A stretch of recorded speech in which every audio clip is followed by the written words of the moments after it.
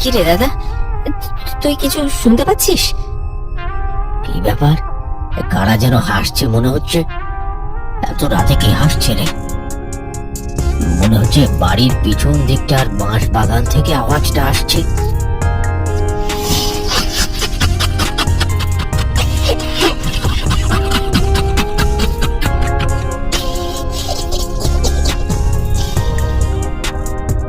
ওই দাদা আবার গুনগুন করে কি সব যেন কথা বলছে মনে হচ্ছে।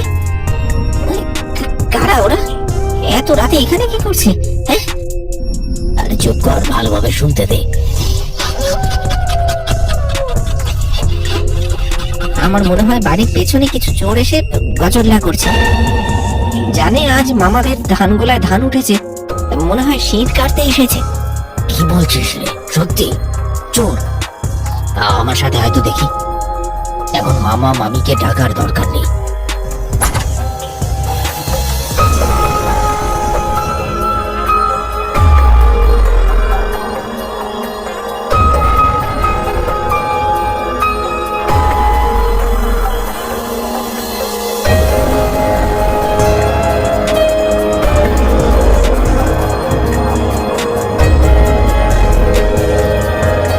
চোর ধরার দুঃসাহস নিয়ে খুড়ো এবং বগাই হারিকেন হাতে নেমে এলো।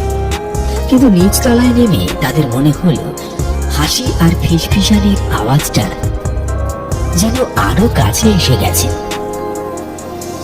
বগাই, আস্তে, হারিকেনটা সাবধানে ধর, সোজা পিছনে চল।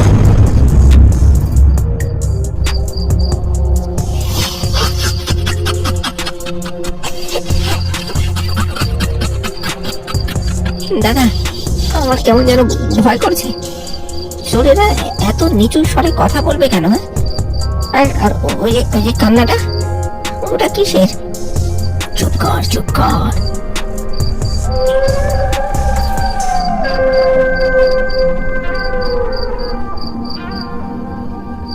হারিকেনটা ওইদিকে ধর দেখি। বগাই হারিকেনটার আলো বাঁশ বাগানের দিকে ফেলতেই আলোটা একদম সাদা একটা জিনিসে গিয়ে স্থির হলো।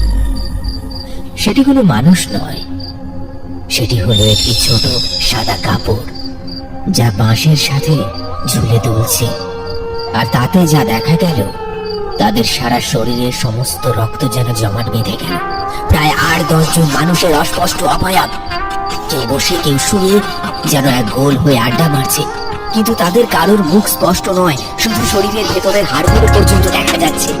তাদের মধ্যে থেকে আসছে সেই হাসি আর কান্না মেশানো ফিসফিসে আওয়াজ।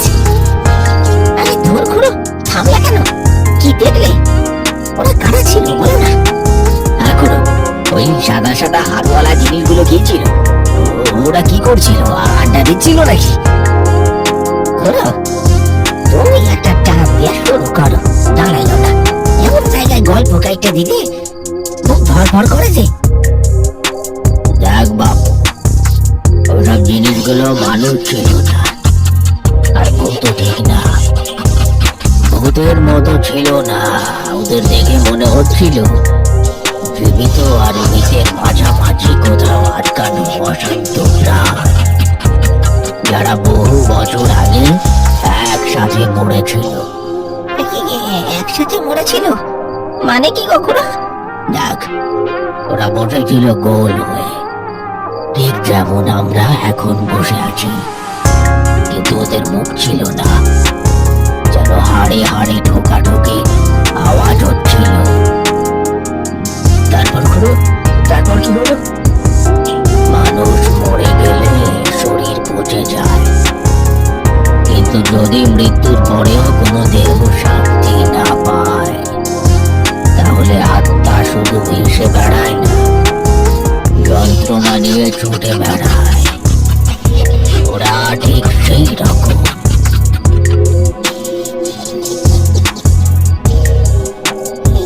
তারপর তোমরা কি করলে? পালাতে যাব, তখনই একজন আমাদের দিকে তাকালো। তারপর খুড়ো, কি এটা? ভূতগুলো তোমাদের এমনি এমনি ছেড়ে দিল? দাঁড়া দাঁড়া দাঁড়া, পরের অংশটুকু বলছি। সেদিন যদি বকাই আমার হাত না ধরতো, তাহলে আজ এই দোকানে বসে আমার গল্প শোনাতে পারতাম না রে বাবা।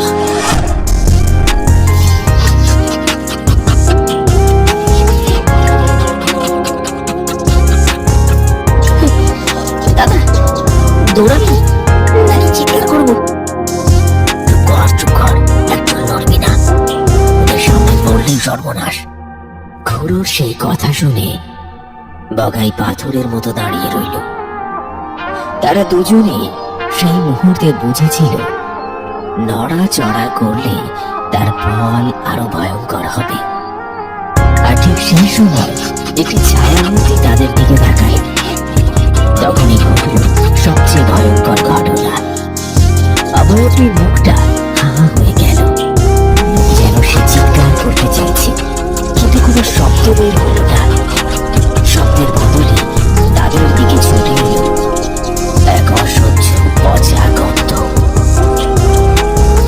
দাদা, দাদা, গন্ধটা বড্ড খারাপ। আমার দম বন্ধ হয়ে আসছে। সহ্য কর, ওদের চোখে চোখ রাখবি না।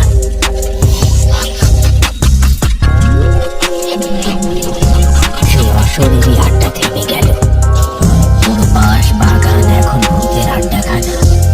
খুড়োর মনে হলো যদি তারা এখন এক পাও নড়ে, তাহলে ওরা ছুটে আসবে। বগাই, একদম আস্তে, পা যেন মাটিতে থাকে, শব্দ না হয়।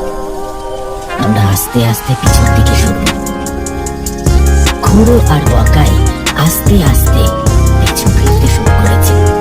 আর ঠিক সেই মুহূর্তে তাদের পায়ের নিচে পড়ল একটা শুকনো গাছের ডাল। ক্যাচ করে শব্দ হলো, আর তৎক্ষণাৎ সেই সব ছায়ামূর্তি